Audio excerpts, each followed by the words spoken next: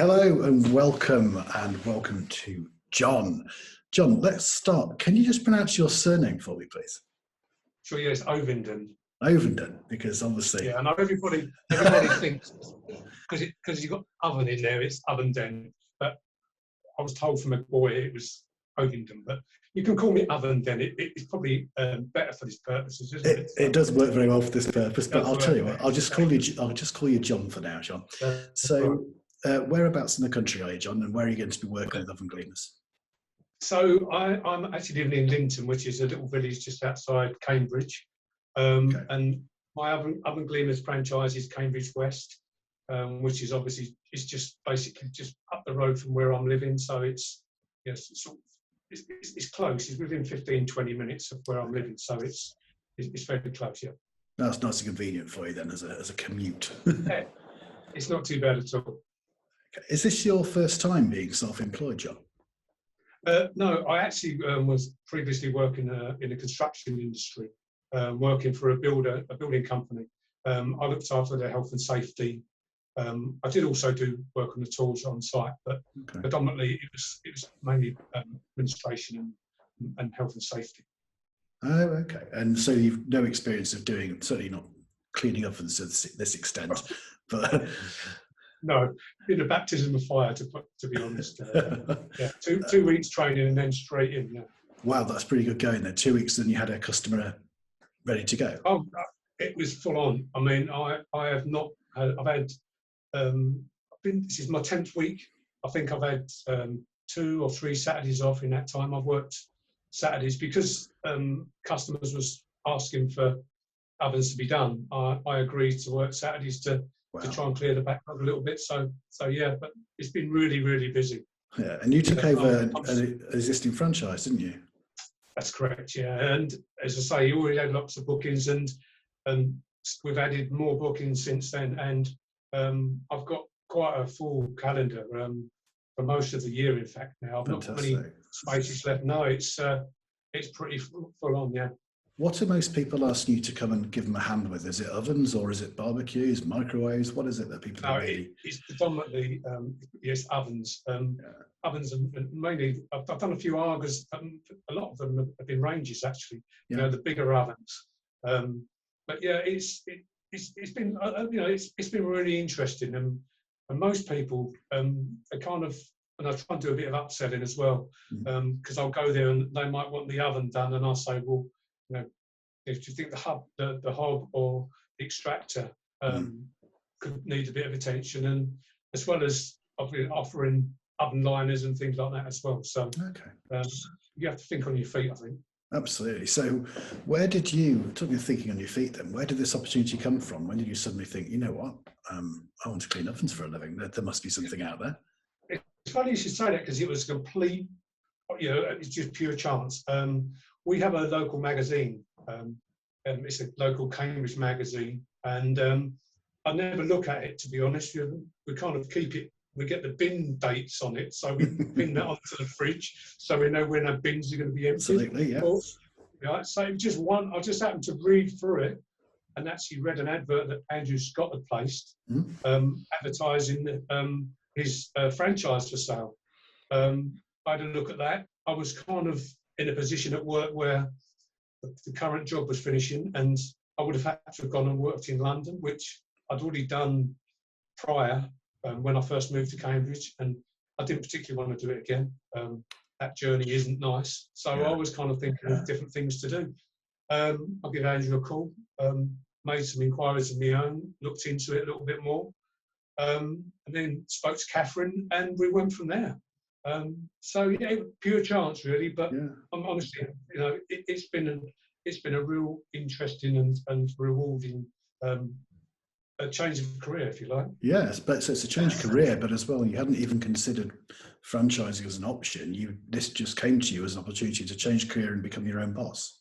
Yeah, I mean, that was one of the major factors, to be honest with you, because obviously I actually been a production manager for 20 odd years, so I've kind of been used to running businesses and being in charge. So running my own franchise wasn't an issue. I was kind of quite thinking I was capable of of handling all the admin Yeah. and that side of it. So for me personally, the fact that obviously I'm in control of my own destiny, you know, I can set my own targets. Yeah.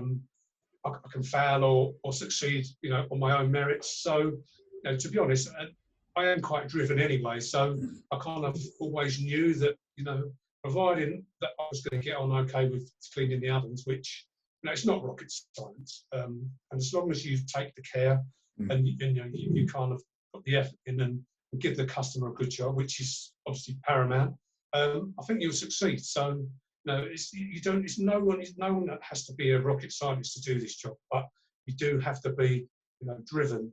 I think, you know, be prepared to put yourself out and give the customer what they want. Interesting, because you say you're quite competitive. There's a lot of other franchisees out there within OvenGleamers who are probably thinking, need to keep an eye on this one. The thing is because we're all in our own little areas, as it were, and that's the other good thing, is the fact that, you know, that the way OvenGleamers are set up, you know, everybody's clear on their own areas, and, you know, it is very, very well organised. And you know, the fact that, you know, you've got support from OvenGleamers and Catherine in particular, as well as Ed and the girls in the office, it makes for an absolutely fantastic franchise setup. And, you know, they give you all the support you need, and I think that's very reassuring. It certainly is when you first set up. When you first starting out, you know, that's the biggest worry. That, you know, are you going to be able to manage and cope with? Because it's all quite new for everybody, and you know, it's a lot to be. You know, you've got a lot to think about. What's been your biggest challenge so far, John? Don't say pizza as a business. No, to be honest, I mean the whole package. I'm not very social media aware. I've never really participated. Fortunately, my wife's quite good, so she's kind of trying to teach me the ropes of how it all works. Again, it's not that difficult, but it's something that's very important, because obviously you do need to make sure that you're getting your name out there, and showing people what you're doing and how you're getting on, and, you know, making sure that you know, you get the customers' feedback and try and get as many you know, customers giving you know, their feedback and making sure that they're giving their feedback. What's the other word I'm looking for? Sorry? Suggestions and reviews? Reviews, yes, that's the word I was looking for. My apologies there, That's all right. Because, you know, if you can get the reviews coming in, then, you know, it is important, because people do look at that. If they're looking to have their oven cleaned, or anything, honestly, isn't it? So, so that side of it is important. So that's probably the area where I was lacking most. But in the other areas, I'm quite confident, and because I am well organised, and the fact that, you know, I don't want to let anybody down. I don't make promises I don't keep either. So, yeah. But so far, I mean, to be honest, it's gone really, really well. I've had nothing but positive feedback from all my customers. Quite a high percentage of them rebook straight away on the day. So, you know, already I'm filling up my calendar for next year, which is really reassuring. So, yeah, the signs are really good. And that would be, I guess, a tip from you to other franchisees, then, would it be to keep that consistency of service, but also trying to make sure that you do book the next meeting in, or the next appointment in, if you can. Exactly. And most customers are quite happy for you to do that. I'm not at anybody. I mean, a lot of them will actually mention it first. Are you going to book me in for the next year? If they don't, I'll say, are you happy with the service? And, you know, would you like me to book you in for another appointment? I don't actually mention times, because, you know, to be honest, if we can get them in 6 months' time, then that's even better. But I don't always do that. But that's something I'm probably going to work on, because maybe I should say, well, would you like it in 6 months? But most of them are happy to have it done every year at least. So, and that's what I've been doing so far. So, but again, all these things is, you know, I think you need to tweak and maybe, you know, learn from what you're doing, and listen and learn from other people as well. So if you're listening and learning from other people, John, do you have a business role model? Well, to be honest, I haven't as such, but you know, I've got people who I who I know and have known for some time. Who've got their own businesses. I wouldn't say any one of them specifically is my role model, but there is a couple of people I know who are very successful in what they do. And they certainly have given me some advice since I started, and some good pieces of advice as well. Most of it, is as they say, is common sense, but at the same time, you've got to make sure that you plan, and your admin side of your business is something you can't ignore. Lots of people think they go out and clean an oven and that's it. Well, no, that's just the start. You've got to make sure you come home. You do the necessary paperwork and do the necessary stuff online that you need to do, because it's important to keep it up to date. For everybody. Also, then the guys at the head office know how you're doing. So if you are having problems, they'll see it straight away, and certain indicators will be flash up to them, and maybe they can contact you and give you some advice. So that's why it is important. And so my role models basically have given me ideas and little tips as to how to maybe do things differently, possibly. But as I say, I was in the management for 20 odd years, and I think if you haven't learned pretty much how to run a business in that 25 years, I don't think you're much of a manager. So I'd like to think I was pretty good at my job anyway. But as I say, everybody still needs to learn, and I'm still happy to learn. So you spend a lot of time in the kitchen now, John. If you are in the kitchen, what is your signature dish, and are you cooking it, or is someone cooking it for you? I've got to be honest with you. I mean, my wife is the cook, to be fair. When we first met, I did used to do a bit of cooking, but I do help out occasionally. And when we do our favourite, my signature dish is steak, to be honest with you. I'm a massive steak fan. I love steak, so I don't mind frying up a nice big T-bone and serving it up. But that for me, steak is my number one for sure. It stays off. You do it on the barbecue, of course, and it's fairly sticky do that enough. As well. I do that as well. I've got a nice barbecue outside, and when I get a bit more time, I will actually start firing up a bit more. I've not, to be honest, had much time this year so far, but I certainly will get it out and try a few steaks and bits and bobs on there for sure. Yeah. Lovely stuff. Is there a top tip you've got for anyone else watching this then who's thinking about taking a franchise either with OvenGleamers or somewhere else? Is there one little business nugget you've got? I would say don't be frightened to listen to advice, or indeed ask for advice.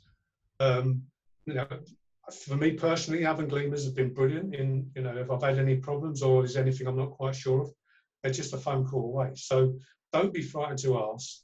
And you're not on your own, which I think is the other thing that is important, that people don't feel they're on their own, because I think that can be quite scary. So for me personally, my piece of advice would be, people are there for you, make sure you use it.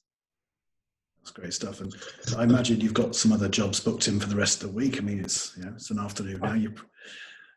As I say, I've only got about 3 or 4 spaces left in September.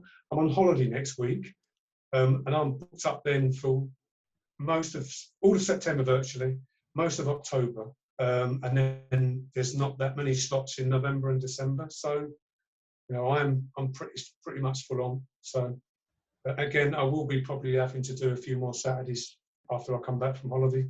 So, but again, I don't mind doing that. I imagine there's quite a lot of people out there who are planning a big Christmas do with the family over, because it's the last year or so we've had. So there's going to be some ovens out there that are going to need some cleaning either before or after.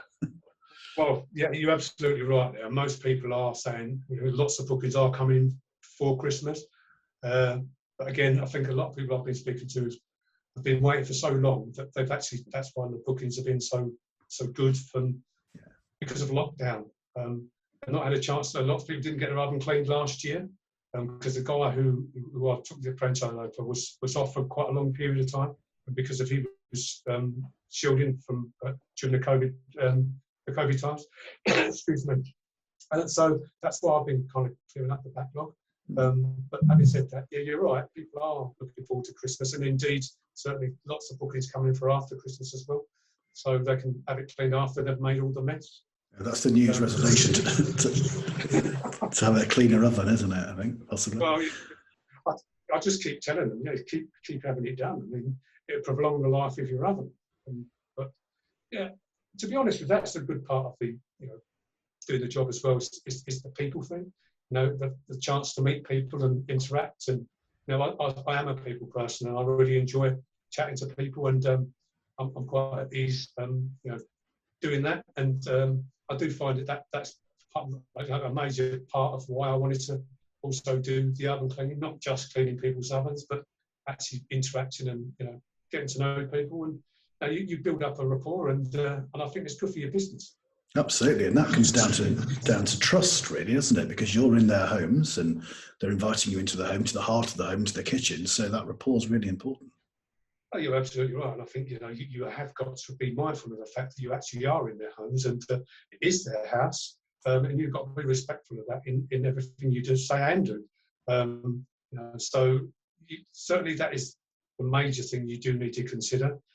Because people, me personally as well, if someone come in my home and was disrespectful in any way, I'd make sure I told them that. So, and it certainly it wouldn't do a lot of good for your business in the future. So, again, a nice bit of conversation, spare for people 5 minutes. The job's important. Yes, you've got to go in and get the job done. But at the same time, it doesn't hurt to spend a few minutes having a chat. And indeed, if they do want to chat with you, then you just crack on. So. It's important. It is absolutely important. Yeah. And do you have the radio on while you work, John? Is there a favourite tune you listen to while you're doing your? To be honest, I don't. I've not done that most of the time now, because people are kind of leaving you into your own space. I wasn't sure. Some people have actually asked me, "Would you like some music on?" And indeed, I've said yes. But at the moment, I've not been sort of asking if I could put the radio on or that yet. Purely simply because I'm not sure whether that's appropriate. I mean, I don't know whether most people, as you say, they'd probably be okay with that. But me personally, I think, well, I'm concentrating on what I'm doing, and it possibly may be a distraction. So at the minute, I'm going to leave it, as is, and do with that. Okay, and then a key question then: 1 lump or 2 milk and sugar? May I have sweetness? Sweetness. I have sweetness. But I do have it white as well. Yes. But again, because of the weather we've been having, because it's been so warm, I've generally been asking for a glass of water or a cold drink, because obviously, maybe bear in mind you're cleaning a hot oven and having a hot drink. So, but most customers do ask, but I do carry drinks on board. So, depending on the circumstances, it's sometimes I'll say okay, but some people are still kind of wary of COVID, so I'm mindful of that as well. So. I'm kind of, if people are offer, then I'm happy to say yes. But other than that, I'll just go to the van and have a drink when I go there. So perfect. You're always prepared, John. Well, I like to think so. Yeah, perfect. Well, it's been a pleasure talking to you. Thank you very much for your time. I know you're busy. You've got lots of other people to go and see, so it's been much appreciated. And enjoy your business. No problem. Thanks for your time. Cheers. Bye bye. Thank you.